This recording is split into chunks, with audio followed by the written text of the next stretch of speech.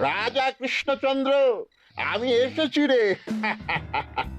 চোখ খুলে দেখো বাবা। কে কে কে আপনি? আমি স্বামী খটখটানন্দ। আমি জানতে পেরেছি তোর মনে সুখ নেই, তাই তো সেই সুদূর হিমালয় থেকে ছুটে এলাম। ও, আপনি কি করে জানলেন সাধু বাবা? ওরে পাগল ছেলের কথা শোনো। সন্তানের মনের কথা যদি জানতেই না পারি, তাহলে কিসের তপস্যা আর কিসের ধ্যান? কি জেনেছেন সাধু বাবা? 3 দিন ধরে মনে কোনো সুখ খুঁজে পাচ্ছি না, নানান রকম চিন্তায় জর্জরিত হয়ে রয়েছি। তার মধ্যে আজ 3 দিন হলো রানী বাপের বাড়ি গিয়ে রয়েছে। সুখ কি তোর একার? এই মায়ার সংসারে সুখ খুঁজে পাবি কি করে? তোর যে তপস্যার সময় হয়েছে বাবা। শোন, এই পাথরটা ধর। আমি যোগ বলে এই মন্ত্রপুত পাথর পেয়েছি। কাল পূর্ব দিকের নদীর পাড়ে এই মন্ত্রপুত পাথর স্থাপন করবি। আমি চাই তুই নিজে এই পাথরের আরাধনা করিস। তাই ওইখানে এক কুটির বানিয়ে তুই একা থাকবি। একা? আর রানী? সংসারে দুঃখ ছাড়ার কিছুই নেই। তোর আসলে সুখ লুকিয়ে আছে ওই মন্ত্রপুত পাথরে। এই পাথর তোর মনে সুখ ফিরিয়ে আনবে আর এই গোটা রাজ্যে শান্তি বজায় রাখবে। ঠিক আছে বাবা।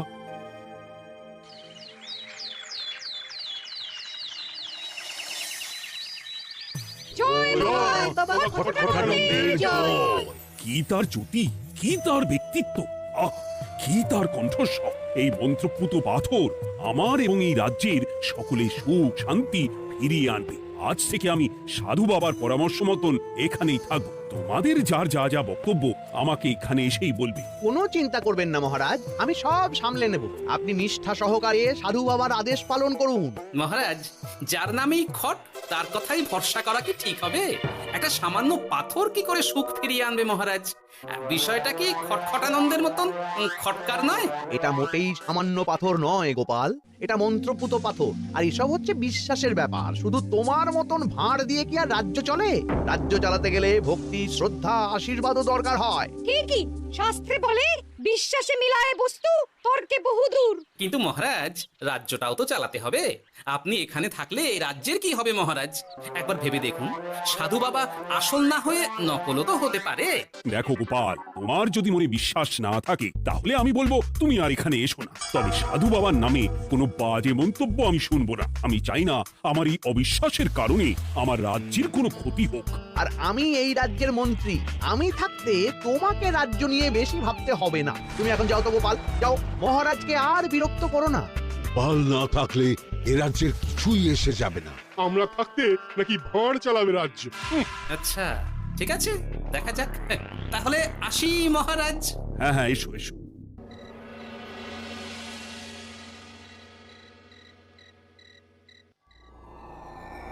মহারাজ, রানী, তুমি ফিরে এসেছো? এ আমি কি শুনছি মহারাজ? আপনি নাকি প্রাসাদে ফিরবেন না ঠিক করেছেন? হ্যাঁ রানী, তুমি ঠিকই শুনেছো। আমি আর প্রাসাদে ফিরবো না। আমি এখানে থেকে ওই মন্ত্রপুত পাথরের আরাধনা করব। কে না কে এসে আপনাকে বলল আর আপনি প্রাসাদ ছেড়ে এই কুটিরে থাকবেন? আপনার শরীর খারাপ করবে মহারাজ, আপনি ফিরে চলুন। কে না কে নয় রানী, স্বামী খটখটানন্দ খুব বড় সাধু। উনি যোগ বলে আমার দুঃখের কথা জানতে পেরে সেই হিমালয় থেকে ছুটে এসেছেন আমাকে ওই পাথর দিতে। তুমি আমায় ফিরতে জোর করো না রানী। আর আপনার রাজ্য, আপনার প্রজারা, তাদের কি হবে মহারাজ? সে নিয়ে তুমি ভেবো না রানী, আমি এখানে বসেই মন্ত্রীকে দিয়ে সবটা সামলে নেব। তাহলে আমিও আপনার সাথে এখানে থাকবো। আপনাকে ছাড়া আমি প্রাসাদে ফিরবো না। তা হয় না রানী, সাধু বাবা আমাকে একা থাকতে বলেছেন। এসব ধ্যান যোগ আরাধনা একা করতে হয়। গোপাল সবটা জানে মহারাজ। আহ, আমার সামনেও নাম করবে না রানী। গোপালের কত বড় সাহস তুমি ভাবো একবার। ও বলে সাধু বাবা ভণ্ডও হতে পারে। আমার তখন ইচ্ছা করছিল ওর মাথার যে কটা চুল আছে সেটাও ছিঁড়ে নিতে। না না, আমি আর গোপালের মুখ দেখতে চাই না। আপনি উত্তেজিত হবেন না মহারাজ, আপনি বিশ্রাম করুন, আমি আবার কাল আসবো। রাতের হাটেও সবজির যা দাম বেড়েছে, এরপর শুধু এক বেলা খেয়ে থাকতে হবে। এ হে ভোলা, বাড়ি না গিয়ে এখানে বসে আছো কেন? দুঃখের কথা কি আর বলবো তোমায় গোপাল দাদা। বলোই না, শুনে দেখি। সামনে বর্ষা আসছে, বাড়ির ছাদটাও মেরামত না করলেই নয়, কিন্তু আমার কাছে তো এখন এত টাকা নেই। তাই ওই গিন্নির সাথে পরামর্শ করে গেলাম মহারাজের কাছে সাহায্য চাইতে। থামলে কেন, পুরোটা বলো। কি আর বলবো গোপাল দাদা, মহারাজের উত্তর শুনে আমি তো অবাক। সবই তো বুঝলাম ভোলা, কিন্তু আমার যে কিছুই করার নেই। সাধু বাবা বলেছেন আজ থেকেই রাজ্যের সব সুখ দুঃখের দায়িত্ব ওই মন্ত্রপুত পাথরে। তুমি চিন্তা করো না, এক কাজ করো, তোমার সমস্যার কথা গিয়ে ওই মন্ত্রপুত পাথরের কাছে জানাও। আর তোমরাও আজ থেকে তোমাদের যা চাওয়া পাওয়া আছে সব গিয়ে ওই পাথরকে জানাবে। যা করার পাথরই করবেন। একবার যদি ওই সাধুকে হাতের কাছে পাই না, তাহলে ওই পাথর দিয়েই বেটার মাথা ফাটাবো। কিছু বললে গোপাল দাদা? না, কিছু বলিনি। যাও, তুমি বাড়ি যাও, চিন্তা করো না, দেখি কি করা যায়।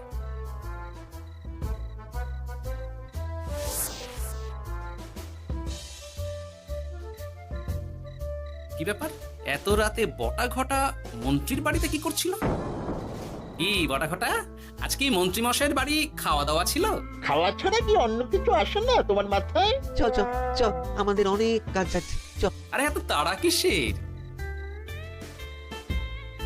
বাবা, বটা ঘটার এত কি গুরুত্বপূর্ণ কাজ যে একেবারে ছুটে পালালো? না, ব্যাপারটা তো সুবিধের ঠেকছে না।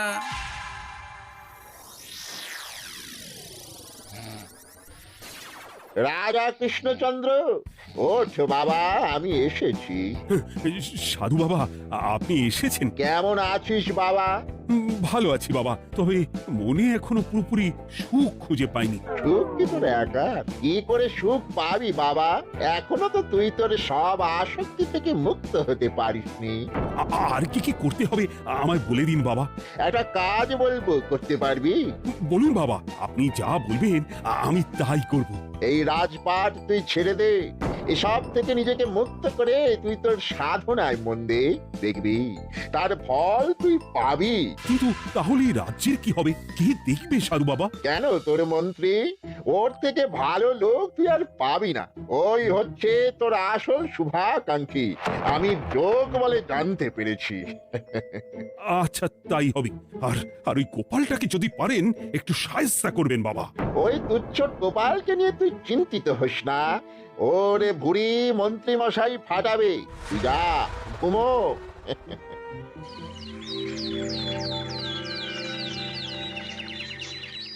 শোনো শোনো শোনো, আজ থেকে মহারাজ কৃষ্ণচন্দ্রের আদেশে এই রাজ্যের ভার এই রাজ্যের মন্ত্রীর।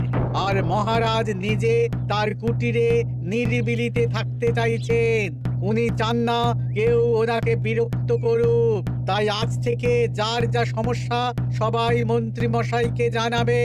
মন্ত্রী মশাই যাকে যা বলবেন তাকে তাই শুনতে হবে। শোনো শোনো শোনো।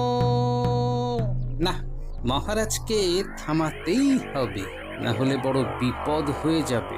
যাই।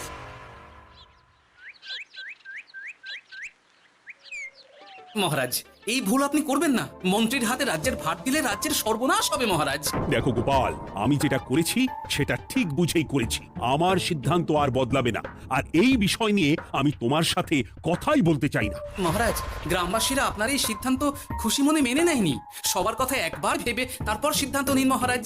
একজন বাইরের লোকের কথায় কোনো সিদ্ধান্ত নেবেন না দয়া করে। গোপাল, তুমি যদি সাধু বাবার সিদ্ধান্তে প্রশ্ন তোলার চেষ্টা করো, তাহলে আমি বাধ্য হব মন্ত্রীকে বলে এই রাজ্য থেকে তোমায় বিতাড়িত করতে। একজন সেই হিমালয় থেকে আমাদের উপকার করতে এলো, আর তুমি তার বিরুদ্ধেই কথা বলছো। ছি ছি গোপাল, ছি। মজা, কি মজা! শুধু মুদ্রা, শুধু মোহর, যেদিকে তাকাবো শুধু সোনার মোহর আর সোনার মোহর। তুমি কি পাগল হয়ে গেলে? এখনো হয়নি গিন্নি, তবে এবার সত্যি সত্যি হয়ে যাব। এত সোনার মোহর একসাথে হাতে পেলে কেউ কি সুস্থ থাকতে পারে? আর বেশি দিন বাকি নেই যখন কৃষ্ণনগরের কোষাগারের মালিক হব আমি। আর মহারাজকে ছেড়ে দেবে? চিন্তা নেই, মহারাজ কিছুই করতে পারবেন না। তিনি এখন সাধু বাবার আদেশে পাথরের আরাধনায় ব্যস্ত। আর প্রহরীরা, তারা কিছু বলবে না? প্রহরীরা তো এখন আমার গোলাম। মন্ত্রী মশাই, মন্ত্রীমশাই আমরা এসেছি। ওই তো ওরা চলে এসেছে। ওরা কি করবে? ওরাই তো কোষাগার লুট করতে আমায় সাহায্য করবে। রাজ কোষাগার হবে শুধু আমার আমার আমার।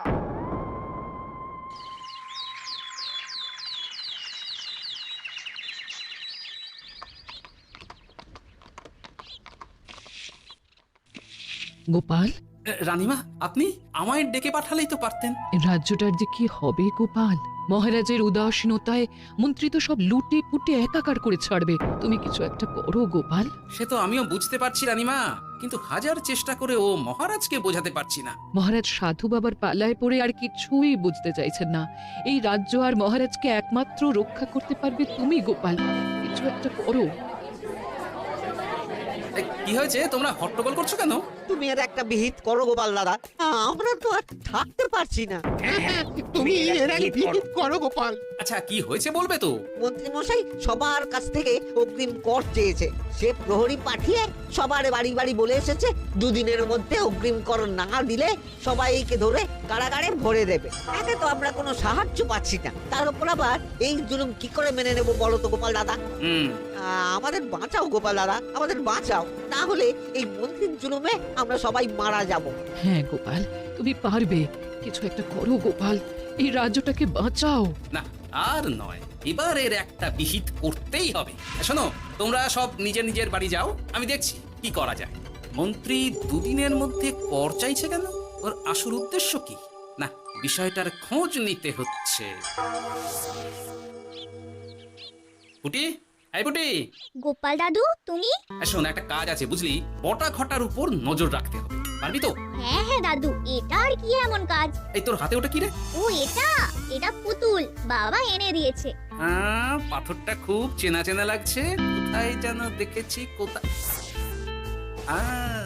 রে, সাধু বাবার দেওয়া পাথর। আর এটা একই পাথর মনে হচ্ছে। এই তোর বাবা এটা কোথায় পেয়েছে রে? তা তো জানি না, তবে শুনেছি পাশের গ্রামে। বাহ, পাথরগুলো দেখতে তো খুব সুন্দর। এই সব পাথর তোমার? আজ্ঞে হ্যাঁ, আমি এই পাথরের মূর্তি বানাই। এই পাথর কি তুমি বিক্রি করো? না না, শুধু পাথর তো বিক্রি করি না। এটা কি? ও ওটা ওটা আমি আমার সব পাথরের একটা চিহ্ন দিয়ে রাখি। এতে বোঝা যায় যে এই পাথরের মূর্তি আমার তৈরি। বাহ, চমৎকার কাজ করেছো। তোমাকে যে কি বলে ধন্যবাদ দেবো তুমি জানো না। কৃষ্ণনগরের কত বড় উপকার তুমি করলে। গোপাল দাদু, ও গোপাল দাদু, গোপাল দাদু, গোপাল দাদু। কি ব্যাপার, এত সকাল সকাল? ভালো খবর এনেছিস মনে হচ্ছে। শুধু ভালো নয় দাদু, একেবারে গরম খবর। দাদু, রহস্য আমরা ফাঁস করে ফেলেছি দাদু। বলিস কি রে? শুনি শুনি। কাল রাতে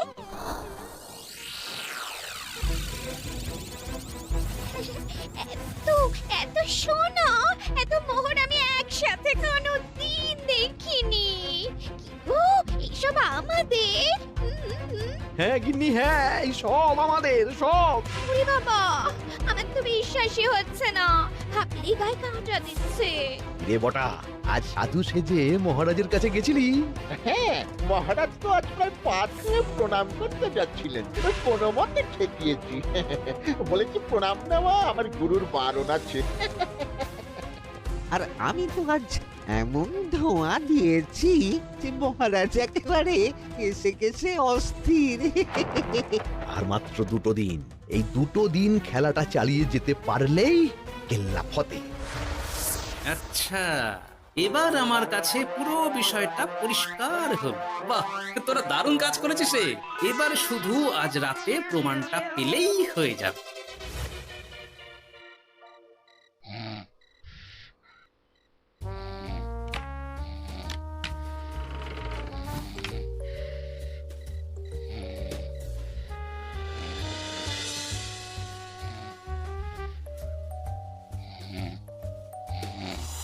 এই তো একে একে 2 মিলে যাচ্ছে। বাবা বাবা বাবা, এবারে খেলা জমবে।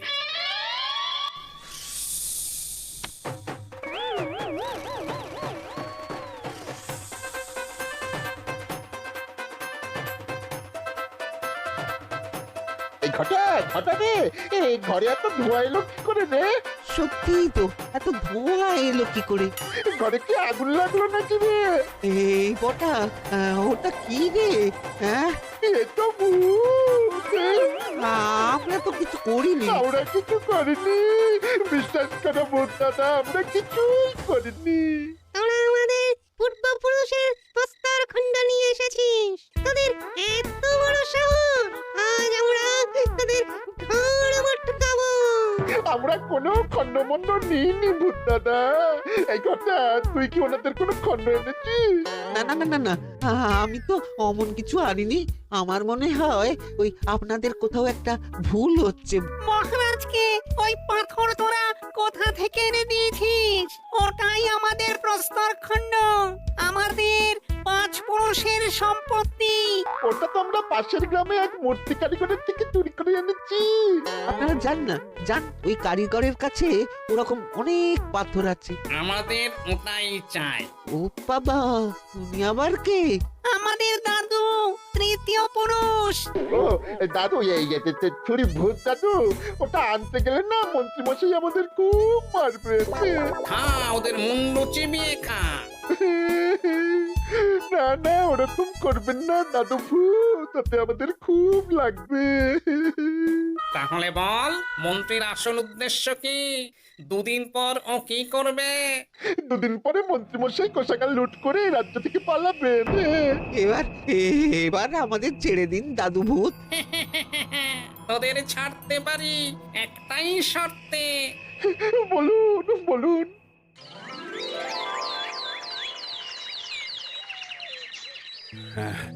রাজ্যের পরিস্থিতি কি? প্রজারা সবাই ভালো আছে তো? হ্যাঁ মহারাজ, সেসব নিয়ে আপনি একদম চিন্তা করবেন না। বাবা, আপনি এসেছেন? আরে কৃষ্ণচন্দ্র, একটা কথা তোকে না বলে আর থাকতে পারলাম না। আবার কে রে? বলুন বাবা। এই মন্ত্রীকে এই রাজ্যের দায়িত্ব দিতে বলে আমি বড় ভুল করেছিলাম। আসলে এই মন্ত্রী হচ্ছে চোর, ও তোর কোষাগার ভাঙা করে পালাবার মতলব করেছে। কি বলছেন বাবা? মন্ত্রী, উনি যা বলছেন সব সত্যি?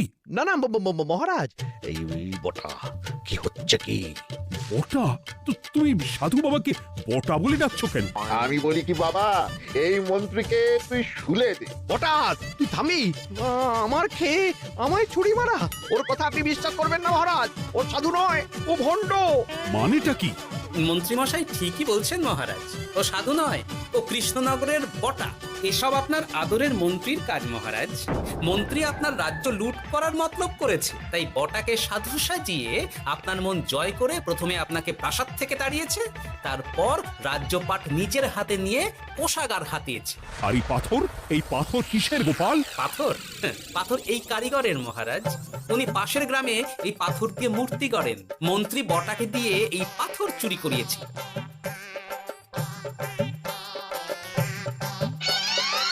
ওই পাথর আমার মহারাজ। আমি তোমায় ছাড়বো না মন্ত্রী, তোমায় আমি শুলে দেব। প্রহরী, প্রহরী! কেউ আসবে না মহারাজ। প্রহরীরা এখন আমার কথা ছাড়া আর কারোর কথা শুনবে না। আমি এখন আপনাদের সামনে দিয়ে আপনার কোষাগার নিয়ে চলে যাব, আর আপনারা শুধু দাঁড়িয়ে দাঁড়িয়ে দেখবেন। রে নেপলা পুঁটি গুলটে, মন্ত্রীকে বেঁধে ফেল। এত সোজা নয় গোপাল, দেখবে? প্রহরী, প্রহরী! চেঁচান চেঁচান, আরো জোরে চেঁচান, কিন্তু ফল হবে না। আপনার প্রহরীরা সব গ্রামবাসীর হাতে বন্দী। আমায় ছেড়ে দিন মহারাজ, আমার ভুল হয়ে গেছে। এমন ভুল আমি আর করবো না মহারাজ, আমায় ছেড়ে দিন। ছেড়ে দেব? তোমার ব্যবস্থা আমি করছি। কিন্তু গোপাল, আমার মনের সুখের কি হবে? আমি কি আর সুখী হতে পারবো না? কেন পারবেন না মহারাজ? রাজার আসল সুখ তো তার প্রজার সুখে। একদম ঠিক কথা বলেছে গোপাল, প্রজার সুখেই রাজার সুখ। ঠিক গোপাল, ঠিক। তুমি না থাকলে যে আমার কি হতো?